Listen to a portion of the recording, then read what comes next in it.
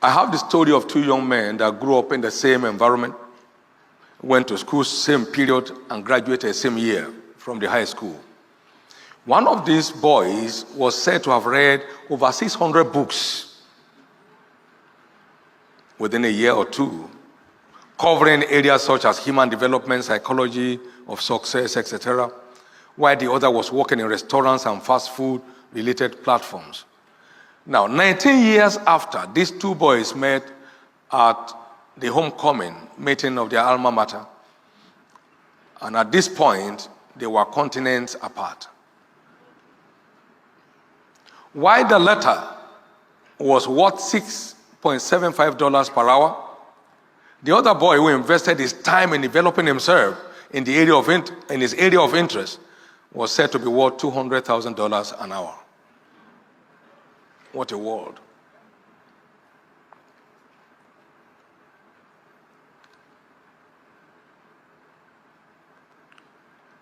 No raw material has real value. It has to be processed. It has to be refined if you can get the best of value out of it. Time is one of our greatest assets in the adventure of life. In fact, the Bible says, make the most of the time. Make the most of your time. Benjamin Franklin was quoted as saying, "Doth thou love life?" That was the English of their time. "Then don't squander time. Invest it, for that is the stuff life is made up of."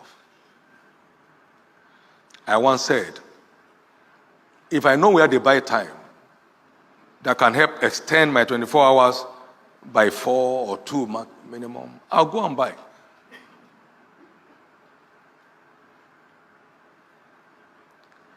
The worth of any life is a function of the worth of his time. So they say in his lifetime, this is what his time was worth while he lived. Do you love life? Don't squander time, invest it, for that is the stuff life is made up of. Shakespeare also said, "I wasted time, now time doth waste me." You won't have that experience. Now, that is a man speaking at that height. He meant to say, I wish I knew the value of time more than I knew it then. I would have made greater impact. Our own man, Nnamdi Azikiwe of blessed memory, said, "Give me my youth back." There are many youths here today, and I will pay any price for it. Give me my youth back, and I will pay any price for it. We live in a world of unlimited opportunities. All we need is to buy into these opportunities. The profit of the earth is for all. Ecclesiastes 5:9. Even the king himself is served by the field. The profit, everybody has unlimited opportunity to scale any height in his pursuit. But he needs to know what it takes for that to happen.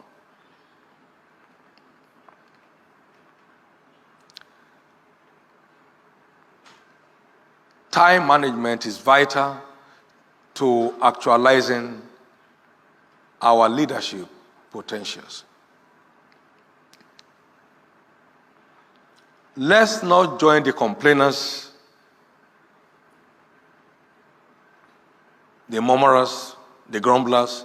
Let's take responsibility. I knew a man years ago. He was a headmaster of a school. And suddenly I heard he was going to the law school. How? That was in the 70s. He had passed his law degree, has earned his law degree from University of London correspondence course. While others were playing ayo and, chewing corn, he was busy studying. There were no internet in those days. Correspondence. He passed his law degree and headed for the Nigerian law school. Left the others there. Why? A smart investor of his time. Let's go ahead and invest our time. George Washington once noted, responsibility is the price for greatness. Everyone must rise to take up his destiny in his hands. is the only way forward. A year is made up of only 52 weeks, and a week is made up of 168 hours only. It's not that long. And 1 year is made up of 8,736 hours. And like I said humorously, if you sleep for 8 hours, that's 1/3 of your life. So by the time you are 75 years, you have slept for 25 years.